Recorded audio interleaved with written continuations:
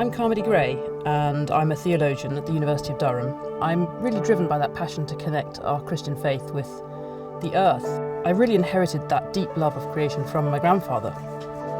My granddad was the other vet in a famous book and TV show and film in the 1970s and 80s that was called All Creatures Great and Small. It was set here and filmed here in Thirsk in North Yorkshire, where they now film the popular Yorkshire Vet programme. It's just so fantastic and really moving for me to actually be back here and feel the presence of him and the life that he lived, which has been such an inspiration for me all my life. Working with animals was the great passion, the great joy of my granddad's whole life. He was a Catholic, and I think this deep love and respect for nature really flowed from the heart of his Catholic faith, from an appreciation that this world is not just nature but creation.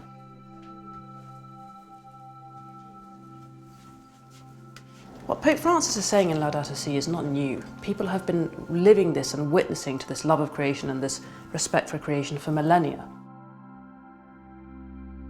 My grandfather was simply one of the many over the centuries who have showed that with his real life, the joy of living close to creation, the joy of living close to nature. For me, one of the most beautiful parts of Laudato Si is the section entitled The Gaze of Jesus. And he mentions Jesus' encounters with the plants and animals of nature as this celebration of their existence. Jesus speaks about the supreme beauty of a common flower by the roadside and invites his disciples to really let that touch them. And this is what perhaps the most fundamental thing in Laudato Si is, to let ourselves be touched by the world's beauty, by its grandeur, and let that do the work in us. And this is the way Pope Francis wants us to change. Not firstly a technical change or a practical change, it's firstly a spiritual change in the way we actually look at the world. And this is such a beautiful and liberating thing. It's not a to-do list that he gives us. It's a change of heart. In the very deepest sense, it's a conversion. The Greek for conversion is metanoia, which means to have a new mind. He wants us to have a new mind in the way that we think about the world and to take that mind from Jesus.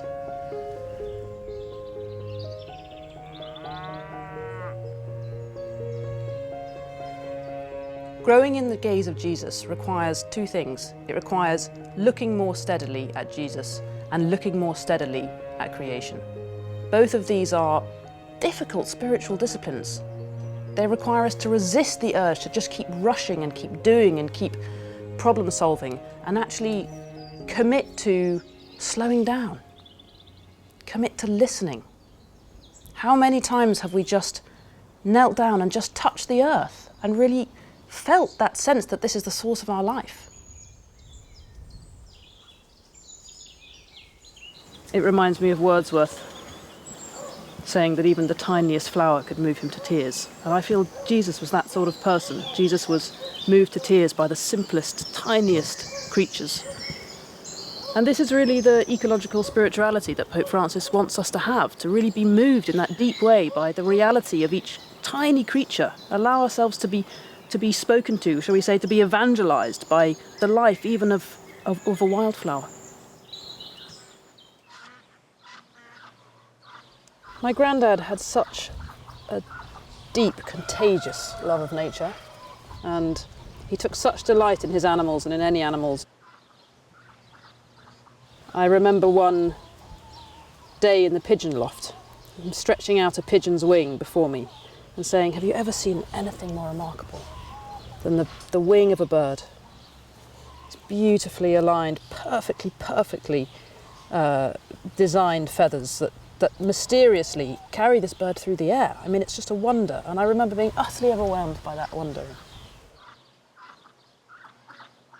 Jesus' tenderness towards the natural world comes across so powerfully in the Gospels. On every page he uses examples from nature to teach the gospel. He thought that nature was a kind of repository of spiritual truth. He would speak about the habits of birds, the habits of foxes, the growing of seeds, the nurturing of plants, the sun shining, the rain falling.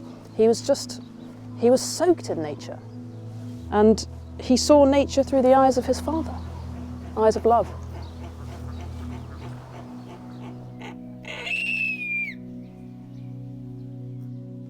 So this is Silver, and Silver is a absolutely magnificent, radiant creature of God, aren't you, Silver?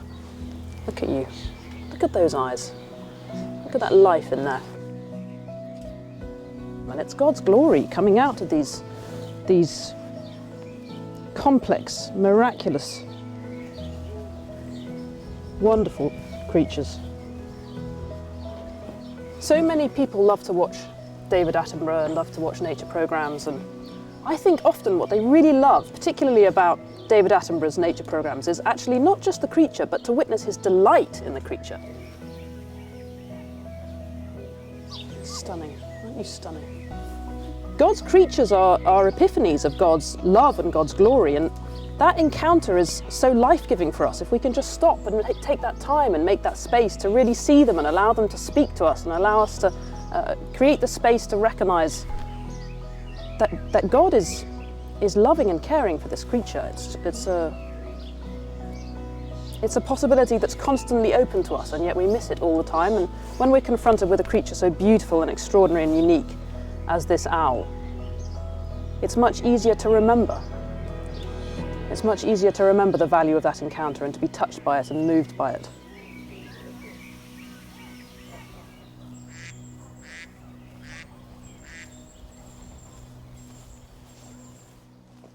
The keynote of Christian faith, its most enduring and characteristic trademark, is God's endless love for what God has made, and that God goes to any lengths to bring what he has made back to him. That's what Jesus is all about. Pope Francis says that the risen Christ embraces and penetrates every particle of the cosmos.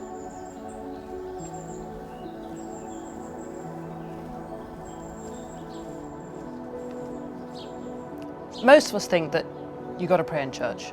Church is the place for praying. Jesus wasn't like that. Jesus prayed in the temple and he prayed out of the temple. He went up the mountain to pray as well as praying in the company of others. We can imitate him. We can pray in church, but we can and must pray with God in nature. Seek God in nature. Listen to God in nature. We really can do that anywhere. This isn't just about fleeing away to pristine wildernesses.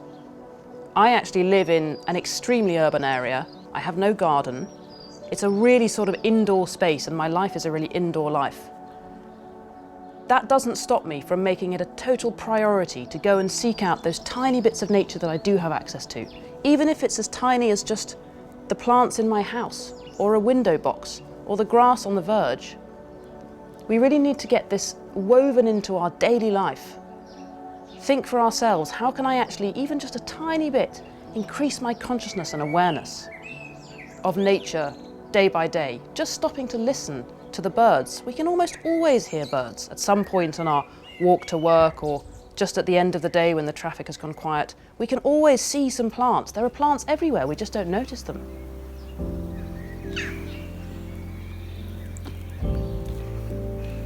One of the things I love most about Laudato Si is the title.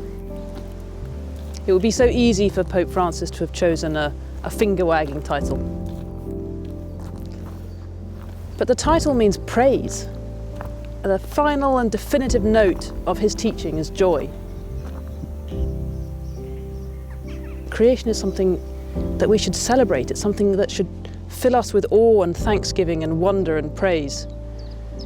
When Jesus saw nature, he saw it with that sense of wonder in the Father's love.